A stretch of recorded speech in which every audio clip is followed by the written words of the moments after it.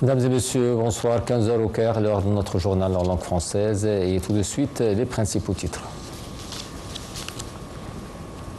Le président Abdel Fattah el-Sisi assiste à la 42e colloque culturel organisé par les forces armées à l'occasion du 52e anniversaire des victoires glorieuses d'octobre. L'armée d'occupation israélienne commence la démarcation de la ligne jaune sur laquelle elle s'est retirée en vertu des termes du cessez-le-feu à Gaza. Le Pakistan et l'Afghanistan se sont mis d'accord sur un cessez-le-feu immédiat après des pourparlers au Qatar.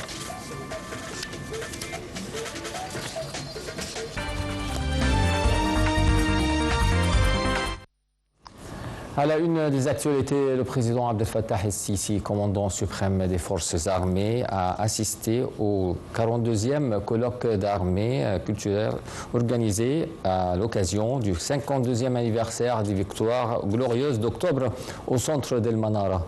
A assisté aux activités du colloque le président du Sénat, le conseiller Hassan Farid, le premier ministre Dr Mustafa Madbouli, le ministre de la Défense, commandant général des forces armées, le général d'armée Abdelmegid Sakr et un nombre de ministres et de hauts responsables d'État. Après la récitation de versets du Coran, le chef de l'État a assisté à un spectacle intitulé « L'origine de l'histoire » sur les glorieuses victoires d'octobre. Le président el-Sisi a honoré un nombre de héros de la guerre d'octobre 1973 lors du colloque. Le président el-Sisi a déclaré que c'est un jour magnifique pour rencontrer les héros qui ont fait et restaurer la fierté de l'Égypte et qu'il est honoré de leur présence. Le président a salué ces héros en déclarant qu'il ne manquera pas l'occasion d'être avec eux. Il n'était pas avec eux pendant la guerre. Le chef de l'État a d'autre part pris une photo souvenir avec les anciens combattants. Le président Abdel Fattah el-Sisi a souligné l'importance du rôle du continent africain face à la polarisation internationale qui a affaibli la capacité des institutions multipartites à accomplir leur mission. Dans un discours enregistré et diffusé à l'ouverture de la 5e version du Forum d'Assouan pour la paix et le développement durable qui se tient dans la ville d'Assouan, le président el-Sisi a souligné que l'Afrique, avec ses ressources abondantes, ses potentiels et sa grande richesse humaine, possède une chance pour devenir l'un des premiers acteurs œuvrant à récupérer l'ordre mondial et à renforcer le rôle des organisations internationales malgré tous les défis.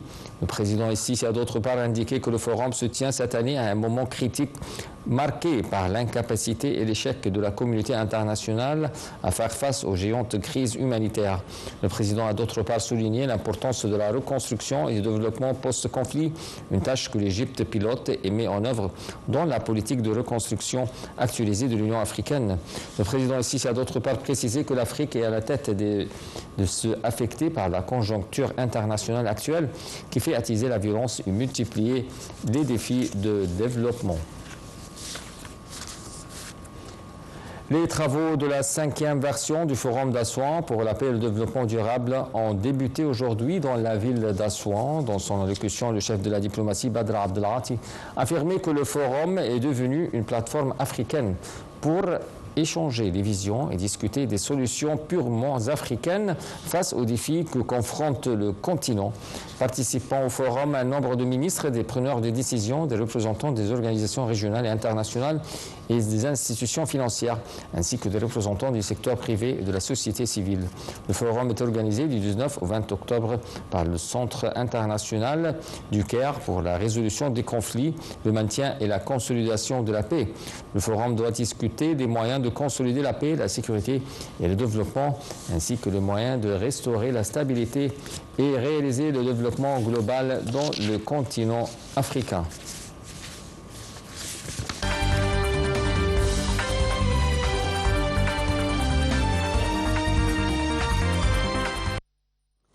L'armée d'occupation israélienne a commencé la démarcation de la ligne jaune sur laquelle elle s'est retirée en vertu des termes du cessez-le-feu actuel dans la bande de Gaza. Les médias israéliens ont rapporté que la ligne jaune délimitée par les médiateurs œuvre plus de la moitié de la bande de Gaza, soit environ 63 km², dont la majeure partie se trouve en zone non urbaine. Le ministre israélien de la Défense, Israël Katz, avait ordonné hier la pose de ces balises physiques afin de clarifier les limites du contrôle militaire dans la bande. L'autorité de radiofusion d'Israël a rapporté que l'armée de l'air israélienne a lancé une attaque contre des cibles à Rafah, dans le sud de la bande de Gaza, après un échange de tirs entre l'armée d'occupation israélienne et les combattants de la résistance. L'armée d'occupation israélienne n'a annoncé aucun détail sur la frappe aérienne. Cela survient alors que l'autorité de radiodiffusion d'Israël a annoncé qu'un véhicule d'ingénierie de l'armée d'occupation avait explosé. Le mouvement Hamas avait rejeté les affirmations américaines selon lesquelles elle préparait une attaque imminente contre des civils à Gaza. Le Hamas a déclaré dans un communiqué que ces fausses allégations correspondent à la propagande israélienne trompeuse et servent de couverture aux crimes continus de l'occupation et à l'agression systématique contre le peuple palestinien. Le département d'État avait indiqué hier disposer d'informations crédibles selon lesquelles le Hamas préparait une attaque imminente contre des civils à Gaza, une étape qualifiée par Washington qu'elle serait une violation du cessez-le-feu. Le Croissant Rouge égyptien a envoyé le 53e convoi de Zaid el-Aezza de l'Égypte à Gaza. Un communiqué publié aujourd'hui par le Croissant Rouge indique que le convoi transporte environ 8500 tonnes d'aide humanitaire d'urgence. Ce convoi comprenait plus de 2300 tonnes de fournitures médicales et de secours essentiels dont le secteur a besoin, ainsi que plus de 2500 tonnes de produits pétroliers. Ces efforts s'inscrivent dans le cadre de l'engagement de l'Égypte à fournir un soutien alimentaire et humanitaire aux habitants de la bande de Gaza. Et en Cisjordanie occupée, les forces israéliennes ont arrêté au moins 20 Palestiniens de diverses zones, dont Jérusalem occupée. Selon des sources palestiniennes, parmi les détenus, il y a 3 enfants et des anciens détenus. Dans le même contexte, une large opération de pénétration a eu lieu dans le gouvernorat de Tobas, accompagnée par des opérations d'investigation sur champ et des violations contre les citoyens, ainsi que de larges opérations de destruction des maisons de citoyens et la destruction de l'infrastructure.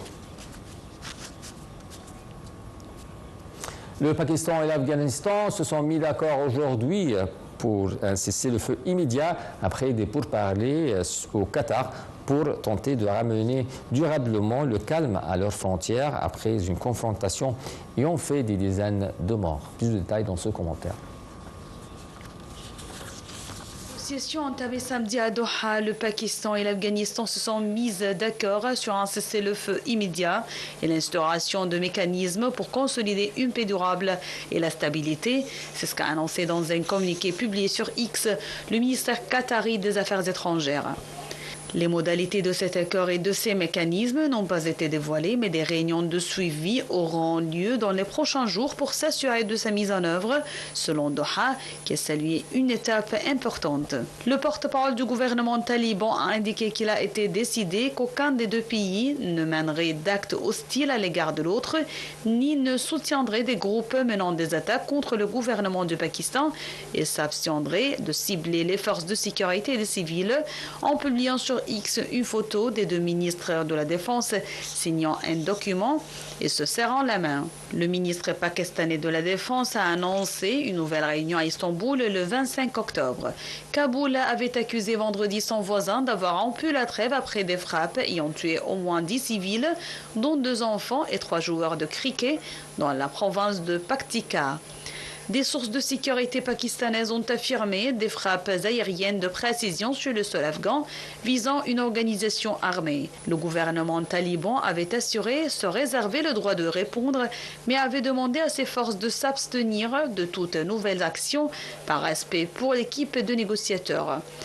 À l'annonce du cessez-le-feu mercredi à 13h GMT, Islamabad avait affirmé qu'il devait durer 48 heures, mais l'Afghanistan avait estimé qu'il serait en vigueur jusqu'à sa violation par la partie adverse.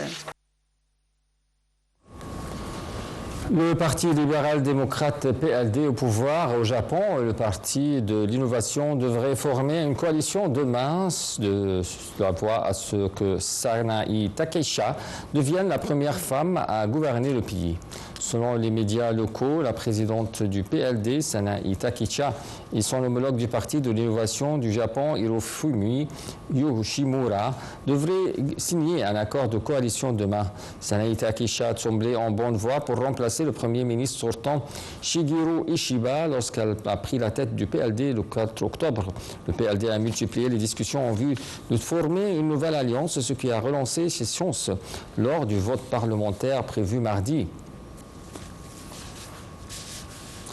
Les Américains sont descendus en grand nombre dans les rues hier pour faire entendre leur opposition à Donald Trump lors d'une journée de mobilisation nationale que la droite dépeint comme un mouvement de haine de l'Amérique. Un commentaire.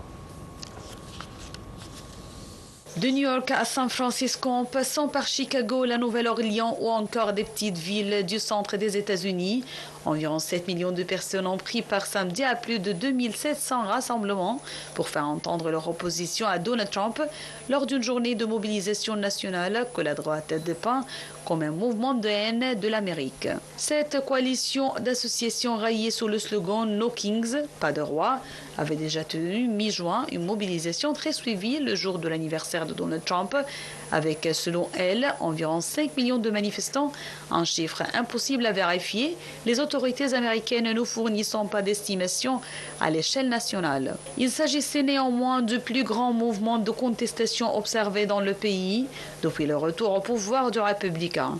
À travers le pays, diverses pancartes montrant Donald Trump, grammé en Staline, en reine d'Angleterre ou encore en roi Soleil, ont été observées dans les cortèges où résonnaient des chants appelant le républicain à quitter le pouvoir. Sur les réseaux sociaux, un compte affilié à son équipe de communication a lui publié plusieurs photos et vidéos générées par l'IA, le présentant en monarque. Depuis son retour au pouvoir en janvier, Donald Trump a bouleversé l'équilibre démocratique américain en empiétant sur les pouvoirs du Congrès et des États et en menaçant ses opposants de représailles judiciaires, autant d'actions dénoncées avec force samedi.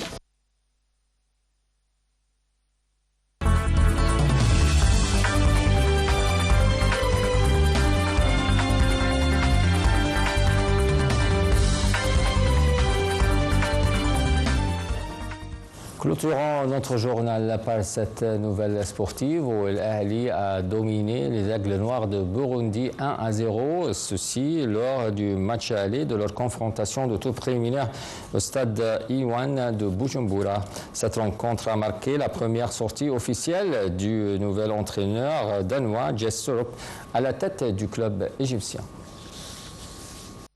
Voilà, mesdames et messieurs, avec cette nouvelle sportive, on vient à la fin de notre journal. Merci de l'avoir suivi et bonsoir.